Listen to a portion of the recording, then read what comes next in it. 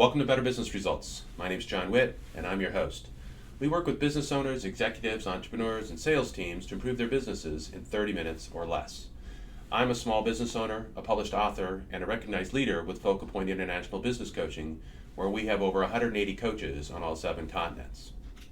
Albert Einstein is quoted as saying that compound interest is the most powerful formula in the universe. Improving your business 0.1% each day can generate as much as a 24% improvement in less than 1 year. You can engage and harness this formula for your business by creating 3 action items in just 30 minutes each week. Let's get started. All right, today our guest is Joseph McCabe with McCabe Property Management. Joseph, thanks for joining us today. Thank you. I always try to get started by giving the audience a little bit of an understanding of, how did McCabe get started and what is it? What's the major purpose? What do you really like about McCabe? I started the company 22 years ago. I lived in Santa Monica and decided to change businesses. So I went to the chamber, got the book of all the businesses in Santa Monica, sent resumes to everybody, and property management contacted me on Friday the 13th in April, and I started the following Monday. Basically what I was doing was running the company for the owner whose assistant was leaving. So I had 6 weeks to learn the company before I left for Europe. So I kind of was dumped. So was that McCabe? No, Property management? That was my first. That was your first foray into exactly. property management? Correct. And at some point you decided to start your own business. 2.5 years later, I started my own company. All right, and so you've been doing this for how long? 22 years. So that's a long time. So about 25 total. Okay, and you started up in LA and now you're located where? And I have an office in LA and I have an office in Orange County. So Okay. I have 2. Okay. And, going through 22 years, long time, what is it that you found is the thing you really like the most about what it is that you do? What is the big purpose? The most joy I get is helping people in their either figuring out how to make the profitability of their property better, how to run the association, if it's a homeowners association, more efficiently, which then brings more money to the association. But in the individual is how to get people to a place where they're feeling comfortable with where they live. Whether they're behind in their dues, they're behind in something, or they're challenged, we'll sit down with them and try and figure out how to best get them to a better place. So, you're talking about servicing, I know you service HOA boards, they're sort of your customer, but you're also as equally involved with the person who's actually using or enjoying the property. Right. And helping them to create better solutions. Well, our company manages HOAs, apartment buildings, single family homes, and commercial. We specialize in the HOA side because we handle a smaller amount of association memberships to facilitate the management. But we do also handle apartment buildings of any size, and we handle commercial properties as well as residential homes. Okay, so specialized. Talk to me about your ideal client. Who is it that you guys best service? Our best ideal client is an HOA homeowners association in the 200 to 250 range in dwellings, whether it be expansive or up. Doesn't matter which direction they go. Doesn't matter, it's in the unit size. Okay, and why is that the sweet spot? Because we can give them the personalized service. Being a boutique management firm, we can give them the specialized service that they need and want to run the association, thus allowing them to do their own jobs, their own lives, their own people, their own whatever, and we'll handle the association or the property for them. So in terms of challenges, this group that's servicing 200 to 205 unit complexes, what are some of the big problems, big challenges that they typically run into? A lot of times, one of the biggest challenges is money. Obviously, they never have enough. So that's always a challenge. And so what we as a management company do is evaluate. So we'll go into their contracts, we'll go into their elevator contracts, we'll go into their laundry contracts, we'll go into any contracts they have in place and see if we can do them a better negotiation of that contract. Sometimes they're long-term, we have to reroute them when they come up for renewal. But our biggest place where we save money for an association is their insurance. And a lot of times what happens is insurance companies roll just because the company rolls them. They roll the policy each year, right, without evaluating if they're actually getting benefit for the buck. So what we do is we take the policy, I ship it out to a broker that I work with closely who evaluates it to see if we can get them a better policy for the same coverage, less money, or they have a good policy, we'll just leave them where they are. Most times we can save them money. Okay. What are some of the other issues and challenges that money being one, and that's one that I think everybody. Yeah, staffing. Running the association staffing. If it's a 250 unit, usually you have an on-site resident management facility that we would manage that person, making sure that that person's educated on what needs to be done for the association on a day-to-day basis. All right. So managing the staff. Anything else in particular? No. Those are the two biggies.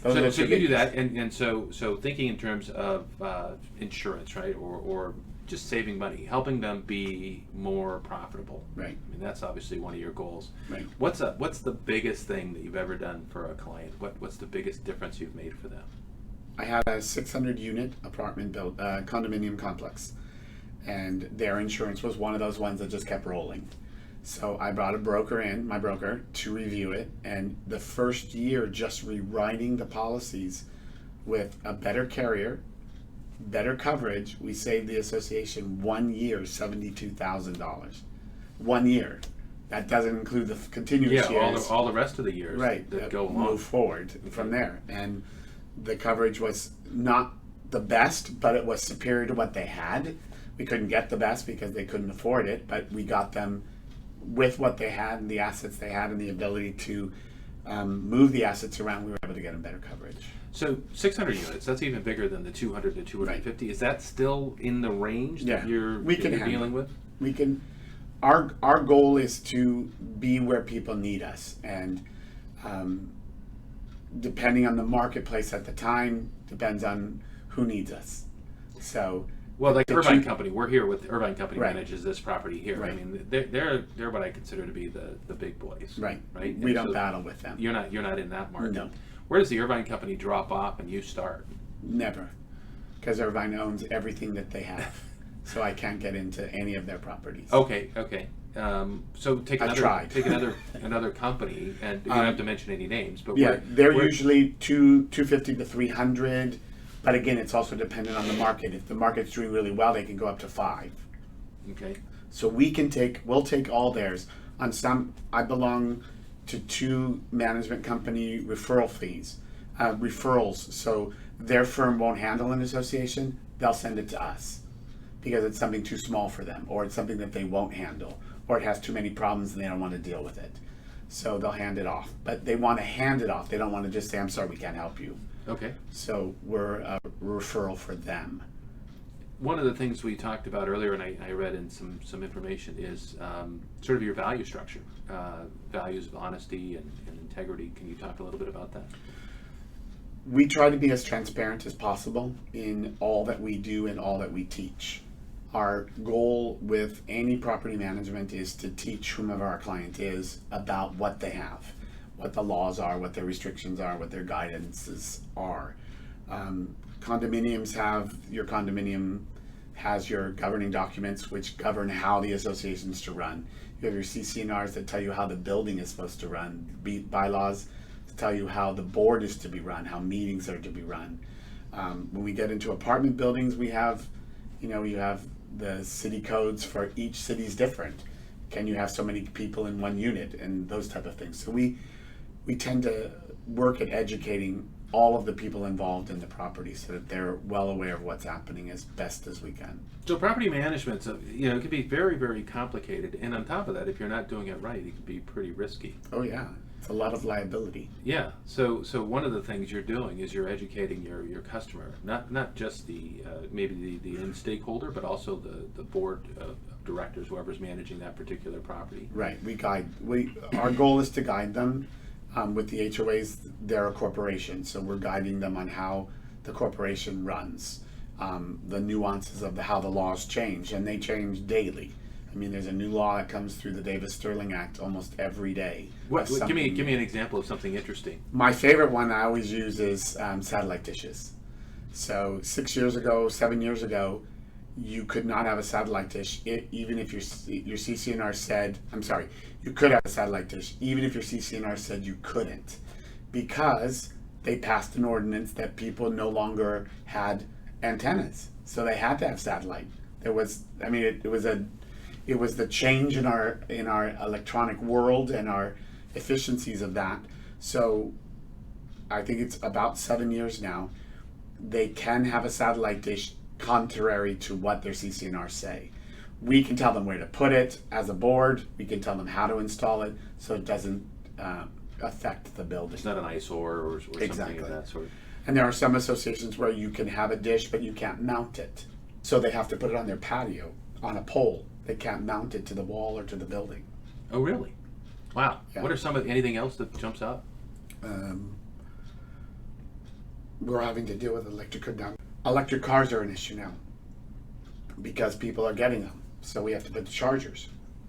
And you have to figure out who's going to put them in, where they're going to put them, how they're going to be facilitated. So you're saying that the electric car charging stations? People are getting electric cars. And because they're getting electric cars in a common development, where do you put the charger? And how do you get it? And how do you bill it only to that client? Because the garage is usually general electricity for the building, not for the individual. Mm-hmm. So you have to bring in an expert that has to figure out how to wire it, and all that impedes on what's called common area, because now that parking place has something special that only they have. So we have to deal with the nuances of that and the I don't like it, I don't want it, I don't want, but we don't have a choice. It's we have to accommodate it. Well, yeah, because is that a legal requirement? I mean, Yes. because electricity and that just seems. Yeah, and you don't want it to be billed to the association, so then that becomes a whole issue that the individual homeowner has to take on that expense. They have to put it in, they have to pay for it, they have to wire it. But what if you have, like I have a building in Brentwood right now, the circuitry for the building is too low. Like it can't handle the wattage or the so power. So they had to bring in a whole new circuit. Wow. Who paid for the circuit? Well, the HOA had to pay for the circuit because it affects the whole building. But the part that went straight to that one client, they paid for. So it's those things we have to. What are you seeing as an impact from the drought? Challenges. I have a few associations. I have one in Beverly Hills because Beverly Hills is very strict. Theirs is about 35%. They need to cut back on water usage. Where we started, we had non-residents. Now the building is fully residents. So the water consumption's already jumped. So one of my boards wants to rip out the whole lawn. So we're working on that right now, figuring out what to put in place. Mm-hmm. So you have to adjust. Yes, right? we do. Just electric cars, satellites, everything. And so tomorrow it'll be another thing. I'm sure. And right. So we just have to grasp it as quickly as we can, understand it as fast as we can, so that we can share our knowledge as quickly as it's needed.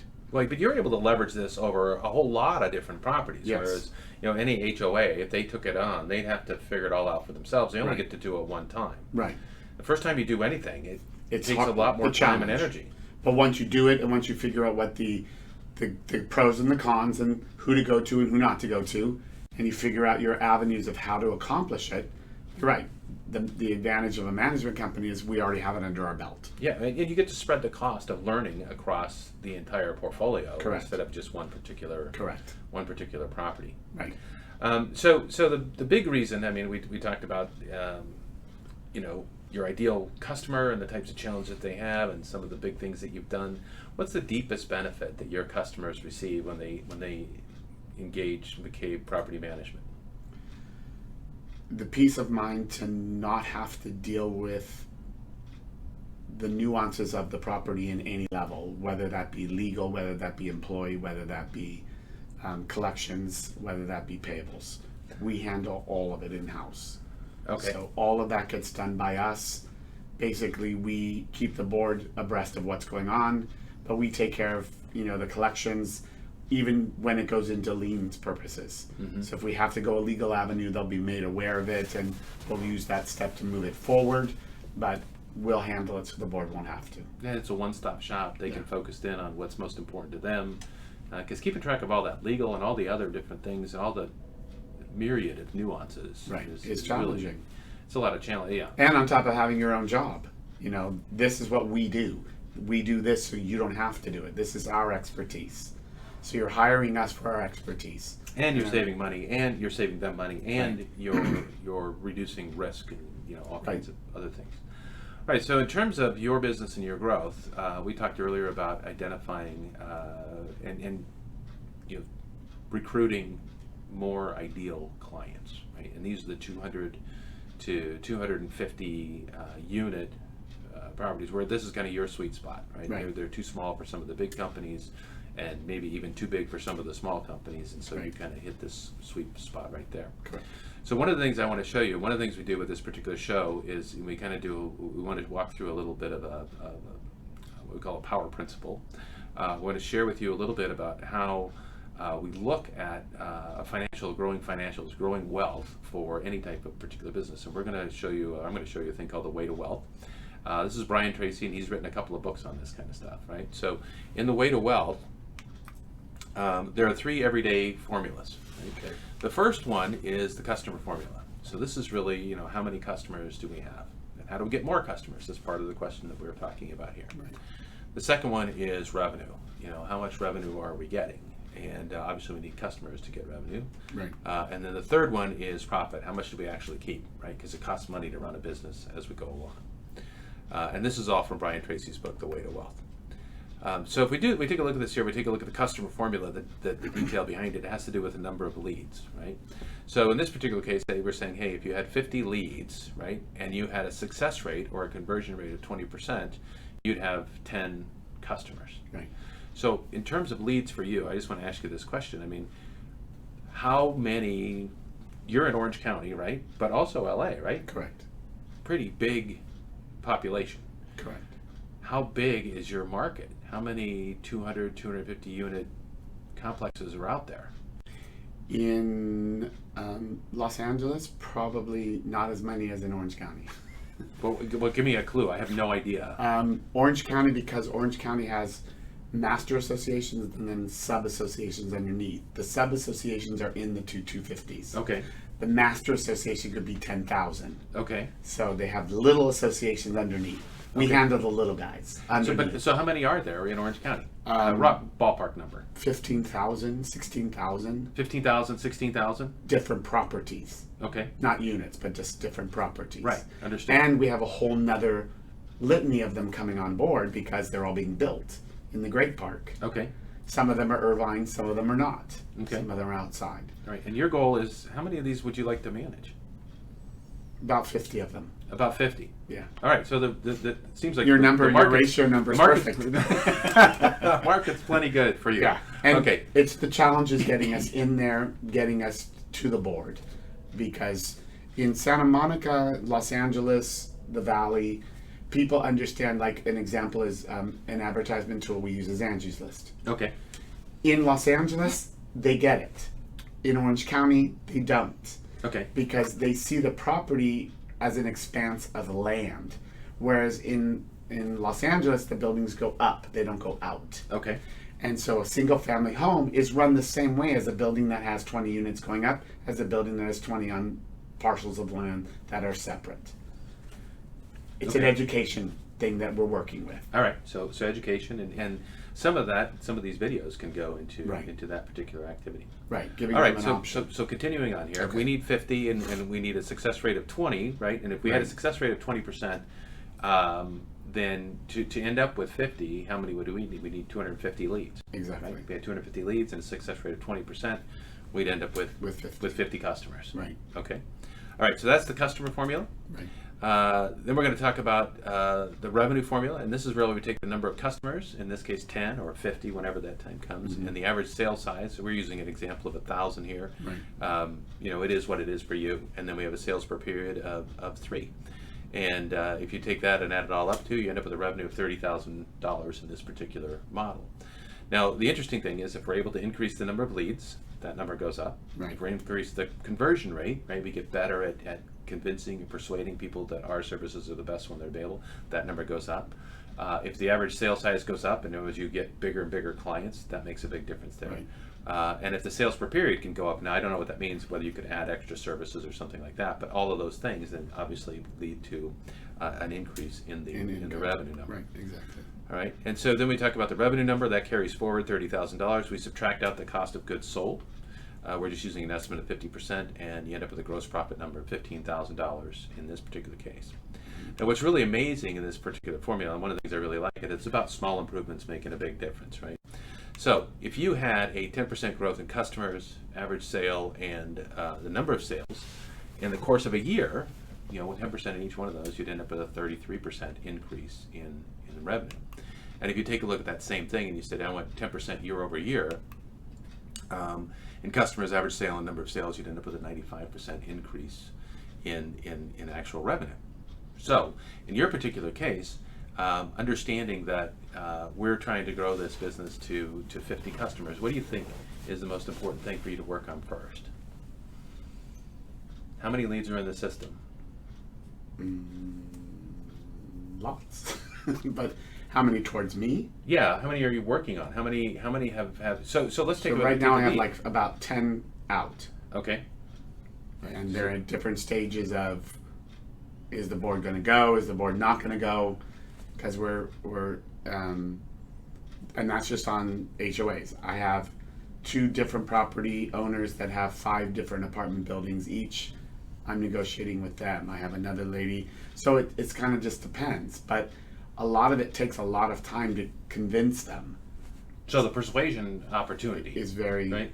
Can be very slow or can be really quick. Is it the leads that you want, people that are interested and need your services, because that's a lead, right? Right. Or is it the conversion rate that's important in the sense that we were able to actively and effectively persuade them that our service and our practice and our business is the most effective solution for them? That would be best. Do you think that's where the challenge is? Yes. Okay.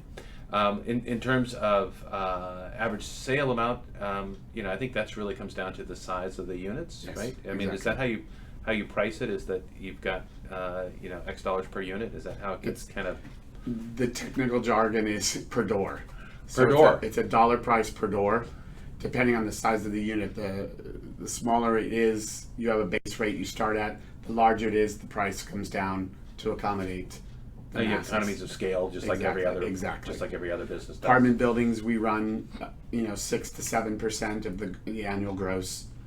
We usually come a little bit below that and then do a flat fee so that it's not jumbled up and down each time there's a vacancy or non-vacancy.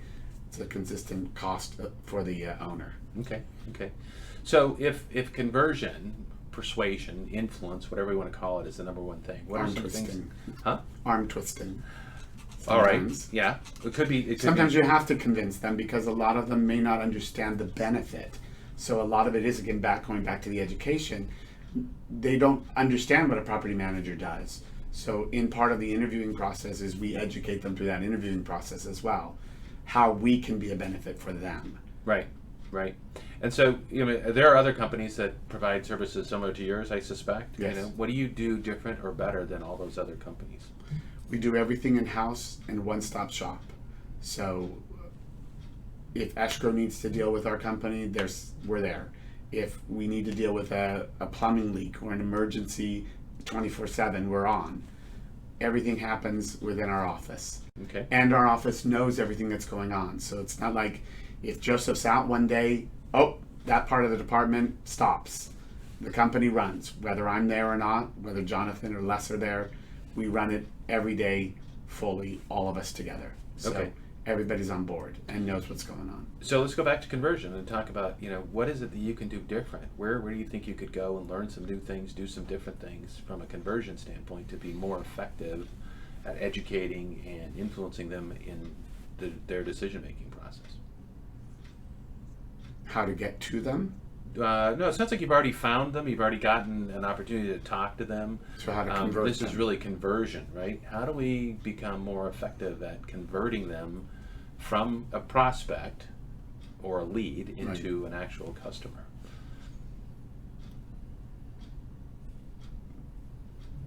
Get in front of them. That's tends to be the biggest challenge that I have is getting in front of the board, the decision makers of the board. I can get to the periphery because they're usually the ones that are doing the scouting to find a management company. Okay. Then I have to get in front of the board to actually meet with them, and I have to convince them that I'm a benefit. Okay. Are there key members of the board, or are they all equal? They're all equal. They're all equal? They don't think so, but they are all equal. Well, there are studies that, we have influencers everywhere we go. Yeah. Unfortunately, in corporate law, the only decision-making difference between the board members is the president can call a meeting. That's his only thing he can do separately. Well, politically, though. Politically, they can influence. So getting to the right guy, the right person, and convincing them usually can sway. How do you find out who that person is? Through the interviewing process. That's usually how I figure it out. Is who's asking the most questions, who's the most attentive, who basically has done their legwork on us. Is usually how I know who I need to impress. Okay. So that's how I do it. Do you ever use things like social media, like LinkedIn, to dig into those people and what do they do? I do. I go backwards through LinkedIn to find out what companies or corporations they belong to, so I can kind of see where their brain is. Mm-hmm. Not negating people have retired. If they're a retired person over a business person, there's a different element of how I'm going to address them. More that it has to do with, their level of professionalism in the business world and how we can apply what we know and meet where they are at, so that we're not talking below or above them, and we're talking to them so they understand what we're trying to convey. It's all right. Challenging on all levels. So finding them more effectively sooner is a good idea, yeah. Or okay, how would you do that? I mean, I don't know how long this takes for you to do, but there's a research component associated with it. There is a research component. The problem is that the research component has a lot of barriers. So the word of mouth is the ultimate best. A warm referral, somebody that knows somebody, or the board that's upset that refers us in. Mm-hmm. That's the best. Cold calling is very hard. Cold calling's not easy for anybody. Yeah, but it's hard to get to them because the board is shielded, mm-hmm. and they're usually shielded by the management company. So to get to them, they have to go through the management company. Like, I shield my boards mm-hmm. from people soliciting for a couple of reasons. Your board doesn't want to be bothered. They don't want to be bothered. Right? That's the reason they hired us, was so that we would be the filter between the outside world and the association. We deal with all of the nuances, the city nuances, the political, like I have one association that actually they use their multi-purpose room for the election. So that's something that we dealt with, not the board. We dealt with it so that they could vote there. So things for the city we'll handle. The board will handle the mechanics of the decision making, calling of meetings, making sure that assessments are approved, those type of things. So let's talk about conversion, because that's kind of where we're at. We're trying to figure out where we're at. So what are three things that you think you could begin to do differently that might allow you to meet people faster, quicker, easier? Using social media, which we talked about briefly. Okay. I have to educate myself a little bit more on how the best way to work it is. Facebook is good for individuals, but when we're going into a business, LinkedIn, and I'm on LinkedIn, both McCabe and Joseph, both are there. So just getting our name out there, getting our expertise there.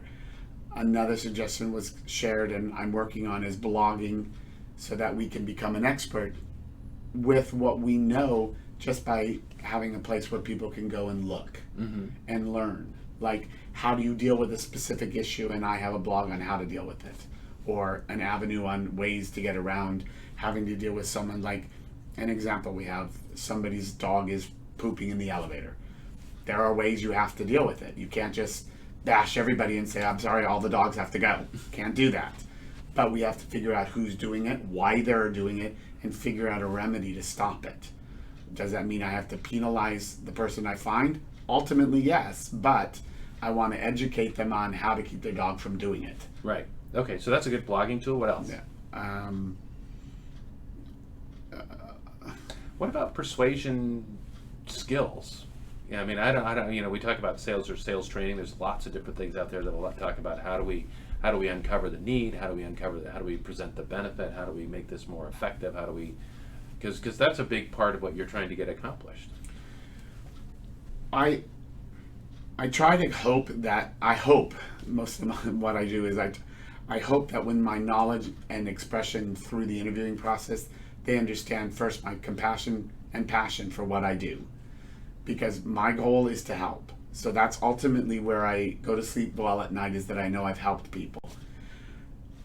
I hope that my education comes across through my interviewing with them and conversing with them on their specifics. Because when I do an interview, one of the things that I always come in is I ask them, what are you dealing with now? Give me an example of something you're not getting help with.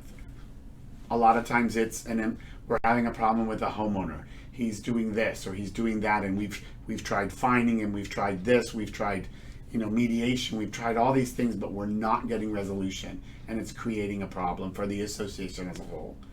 So we'll try and come in on another way. We'll come in from the good cop, bad cop. We'll try that. We try other things to When's accomplish. the last time you did any skill development in persuasion or sales? Not very often. Okay, well, so many would say that might be a place to get start. a lot better, Yeah. real quickly, and having a good quality system and a process, Right. to follow. So Checks and balances. yeah. Well, I mean, there's a model, there's a method for presenting that allows you to get your point across, but also guides the conversation effectively. Nobody wins 100%. That's not it. We're just about talking about winning a little few more, Right. a little bit more. And if we know a little bit more than the next person does, we can get You're a little an smart. extra one. Exactly. Right? So you've got social media, LinkedIn, and you've got blogging, which is another type of digital marketing. You guys have got a website. Right. Tell everybody here where they could reach you. A website address, email address. McCabe Property Management is located we have an office in Santa Monica. We have an office in Lake Forest.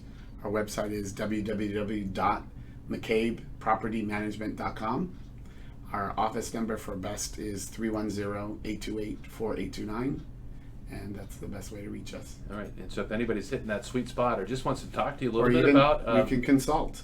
We also consult. Okay. So we can consult if a board doesn't know what to do and they want to just have someone to pick their brains with and throw ideas and stuff out. We also can do consulting. You can provide additional services. Exactly. So, excellent.